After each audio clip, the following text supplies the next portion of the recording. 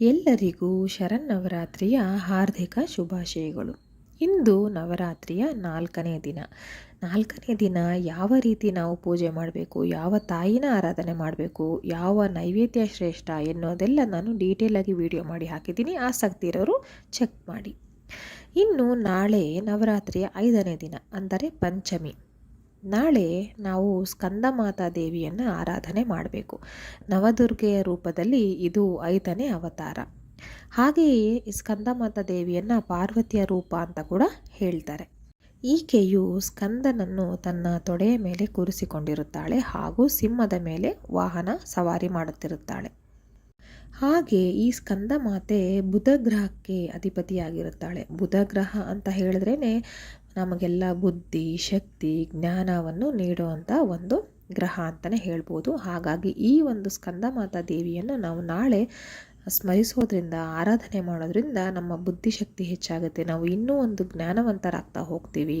ಹಾಗೆ ಎಲ್ಲ ವಿಷಯಗಳನ್ನು ತಿಳ್ಕೊಳ್ಳುವಂಥ ಒಂದು ಆಸಕ್ತಿ ಕೂಡ ಬೆಳೆಯುತ್ತೆ. ಹಾಗೆ ಅದರಲ್ಲಿ ಯಶಸ್ಸು ಕೂಡ ನಮಗೆ ಸಿಗ್ತಾ ಹೋಗುತ್ತೆ.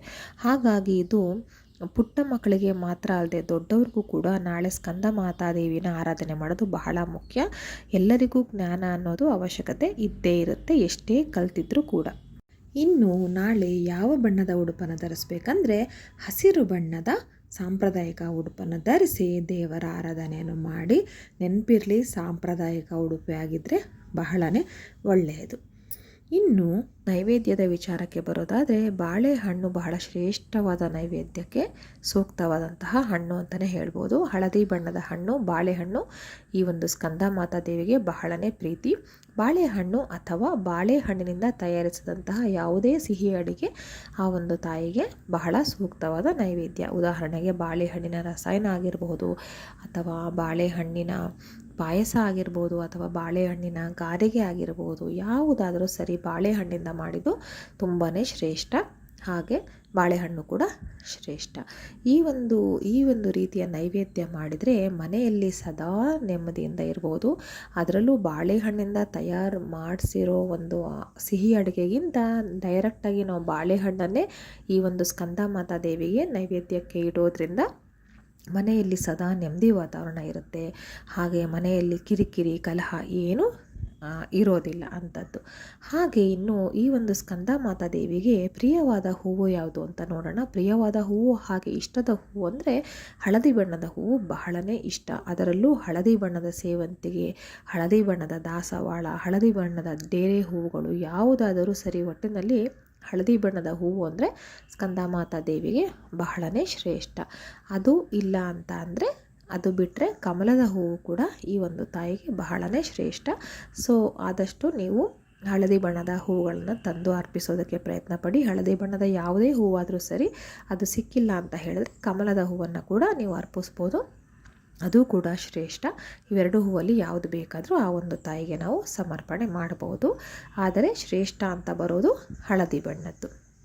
ಹಳದಿ ಬಣ್ಣದ ಹೂವು ಹೆಚ್ಚಾಗಿ ಸಿಕ್ಕಿಲ್ಲ ಅಂದರೂ ಸ್ವಲ್ಪ ಆದರೂ ಹಾಕಿ.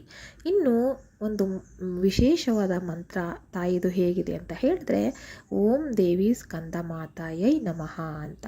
ಈ ಒಂದು ಮಂತ್ರವನ್ನು ನೀವು 108 ಬಾರಿ ಪಠಿಸೋದ್ರಿಂದ ತುಂಬಾ ಒಳ್ಳೆಯದಾಗುತ್ತೆ. ನಿಮಗೆ ಆರೋಗ್ಯ ರಕ್ಷಣೆ ಸಿಕ್ಕತ್ತೆ. ಕುಟುಂಬದ ಒಳಿತಿಗಾಗಿ ಇದನ್ನು ಮನೆಯ ಹೆಣ್ಮಕ್ಳು ಮಾಡಬೇಕು, ತುಂಬಾ ಒಳ್ಳೆಯದು. ಹಾಗೆ ಇನ್ನೂ ಒಂದು ಮಂತ್ರ ಇದೆ, ಅದು ಸ್ವಲ್ಪ ಹೆಚ್ಚು ಲೈನ್ಸ್ಗಳಿರುವಂಥದ್ದು. ಅದು ಯಾವುದು ಅಂತ ಹೇಳಿದ್ರೆ, ಓಂ ದೇವಿ ಸ್ಕಂದ ಮಾತಾಯೈ ನಮಃ ಸಿಂಹಾಸನಗತ ನಿತ್ಯಂ ಪದ್ಮಾಂಚಿತ ಕರದ್ವಯ ಶುಭದಸ್ತು ಸದಾ ದೇವಿ ಸ್ಕಂದ ಮಾತಾ ಯಶಸ್ವಿನಿ ಅಂತ. ಇನ್ನೊಂದ್ಸರಿ ಹೇಳ್ತೀನಿ, ಓಂ ದೇವಿ ಸ್ಕಂದ ಮಾತಾಯೈ ನಮಃ ಸಿಂಹಾಸನಗತ ನಿತ್ಯಂ ಪದ್ಮಾಂಚಿತ ಕರದ್ವಯ ಶುಭದಸ್ತು ಸದಾ ದೇವಿ ಸ್ಕಂದ ಮಾತಾ ಯಶಸ್ವಿನಿ. ಈ ಒಂದು ಮಂತ್ರವನ್ನು ನೀವು ನಾಳೆ 108 ಬಾರಿ ಪಠಿಸಿದ್ದೇ ಆಗಿದ್ದಲ್ಲಿ ಕುಟುಂಬ ತುಂಬ ಚೆನ್ನಾಗಿ ಏಳಿಗೆ ಆಗುತ್ತೆ.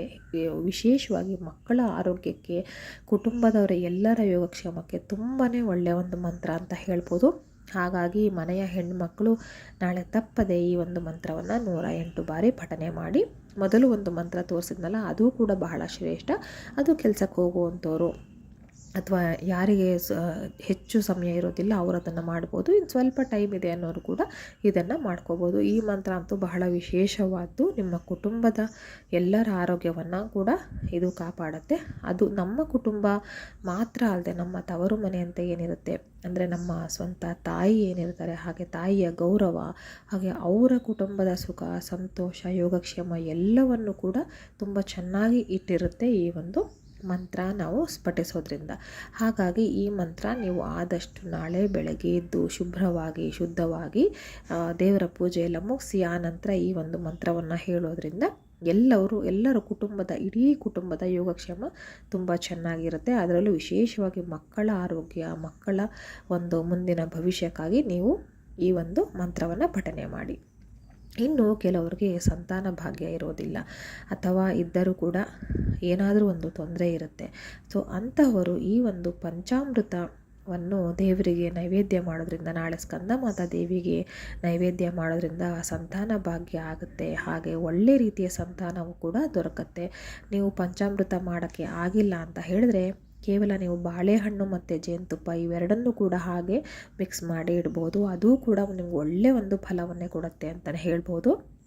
ಹಾಗೆ ಈ ಸಂತಾನದಲ್ಲಿ ತೊಂದರೆ ಇರುವಂತಹವರು, ಸಂತಾನ ಆಗದೇ ಇರೋರು ನಾಳೆ ಮಾತ್ರ ಅಲ್ಲದೆ ಇದನ್ನು ಯಾವಾಗಲೂ ಕೂಡ ಮಾಡ್ಬೋದು. ಈ ಒಂದು ಸ್ಕಂದ ಮಾತೆನ ನೆನಪಿನಲ್ಲಿ ಇಟ್ಕೊಂಡು ಅದನ್ನು ಪೂಜೆ ಮಾಡ್ತಾ ಈ ಒಂದು ನೈವೇದ್ಯವನ್ನು ನೀವು ಇಡೋದ್ರಿಂದ ತುಂಬಾ ಒಳ್ಳೆಯದಾಗತ್ತೆ. ಹಾಗಾಗಿ ನಾಳೆ ಇದನ್ನು ಶುರು ಮಾಡಿ, ಹಾಗೆ ತುಂಬ ದಿನಗಳವರೆಗೆ 18 ದಿನ 48 ದಿನ ಈ ರೀತಿ ಪ್ರತಿನಿತ್ಯ ನೀವು ಒಂದು ಬಾಳೆಹಣ್ಣು ಒಂದು ಸ್ವಲ್ಪ ಜೇನುತುಪ್ಪನ ಹಾಕಿ ಇಡೋದ್ರಿಂದ ಒಳ್ಳೆಯ ಸಂತಾನ ಪ್ರಾಪ್ತಿಯಾಗುತ್ತೆ. ಹಾಗೆ ಅದರಿಂದ ಕುಟುಂಬದ ಏಳಿಗೆ ಕೂಡ ಆಗ್ತಾ ಹೋಗುತ್ತೆ. ಹಾಗಾಗಿ ಯಾರಿಗೆಲ್ಲ ಸಂತಾನದ ಸಮಸ್ಯೆ ಇದೆ ಅವರು ಇದನ್ನು ಮಾಡ್ಬೋದು.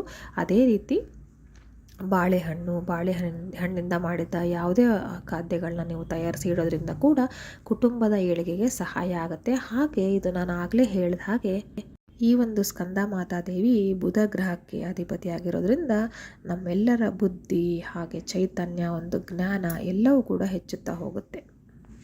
ನೋಡಿದ್ರಲ್ಲ, ಸ್ಕಂದಮಾತಾ ದೇವಿಯನ್ನು ನಾವು ಆರಾಧನೆ ಮಾಡೋದ್ರಿಂದ ಎಷ್ಟೆಲ್ಲ ನಮಗೆ ಪ್ರಯೋಜನಗಳಿದೆ. ನಮಗೆ ಮಾತ್ರ ಅಲ್ಲದೆ ನಮ್ಮ ಇಡೀ ಕುಟುಂಬಕ್ಕೆ ಕೂಡ ಎಷ್ಟು ಒಳಿತನ್ನು ಮಾಡ್ತಾಳೆ ಈ ಒಂದು ಸ್ಕಂದಮಾತಾ ದೇವಿ. ಹಾಗಾಗಿ ಎಲ್ಲರೂ ಕೂಡ, ಪ್ರತಿಯೊಬ್ಬರೂ ಕೂಡ ಈ ಒಂದು ಸ್ಕಂದಮಾತಾ ದೇವಿಯನ್ನು ಆರಾಧನೆ ಮಾಡಿ. ಯಾಕೆ ಹೇಳ್ತೀನಿ ಅಂತಂದರೆ, ನಮಗೆ ಜೀವನದಲ್ಲಿ ಒಂದೊಂದು ದಿನ ಒಂದೊಂದು ರೀತಿಯ ಸಮಸ್ಯೆ, ಒಂದು ಸಮಯದಲ್ಲಿ ಒಂದೊಂದು ರೀತಿಯ ಸಮಸ್ಯೆಗಳಿರುತ್ತೆ. ಅದಕ್ಕೋಸ್ಕರ ಅಂತಲೇ ನವರಾತ್ರಿಗಳಲ್ಲಿ ದುರ್ಗೆಯೇ ನವರೂಪದಲ್ಲಿ ನಮಗೆ ಅವತಾರವನ್ನು ತೋರಿಸಿ ದರ್ಶನವನ್ನು ಕೊಟ್ಟು ಅದೇ ರೀತಿ 9 ರೀತಿಯಲ್ಲಿ ನಮಗೆ ಸುಧಾರಣೆಯನ್ನು ಮಾಡ್ತಾಳೆ. ಹಾಗಾಗಿ ನಾವು ಎಲ್ಲ ಒಂದು ದುರ್ಗೆಯ ರೂಪವನ್ನು ಪ್ರತಿನಿತ್ಯ ಆರಾಧನೆ ಮಾಡುತ್ತಾ ನಮ್ಮ ಎಲ್ಲ ಸಮಸ್ಯೆಗಳಿಗೂ ಪರಿಹಾರವನ್ನು ನಾವೇ ಕಂಡಿಡ್ಕೊಳ್ಬೋದು. ಆ ತಾಯಿ ಆರಾಧನೆ ಮಾಡೋದ್ರಿಂದ ಎಲ್ರಿಗೂ ಕೂಡ ಒಳ್ಳೆಯದಾಗತ್ತೆ. ಹಾಗೆ ನಿಮ್ಮೆಲ್ರಿಗೂ ಕೂಡ ಒಳ್ಳೆಯದಾಗಲಿ. ಆ ದೇವರು ಸದಾ ನಿಮ್ಮ ಆಸೆ ಎಲ್ಲವನ್ನು ಪೂರೈಸಲಿ ಅಂತ ನಾನು ಕೇಳ್ಕೊಳ್ತೀನಿ. ಮತ್ತೆ ಮುಂದಿನ ವಿಡಿಯೋದಲ್ಲಿ ಸಿಗ್ತೀನಿ. ನಿಮಗೇನೋ ಡೌಟ್ಸ್ ಇತ್ತಂದರೆ ಕಮೆಂಟ್ ಸೆಕ್ಷನಲ್ಲಿ ದಯವಿಟ್ಟು ಕೇಳಿ. ಧನ್ಯವಾದಗಳು.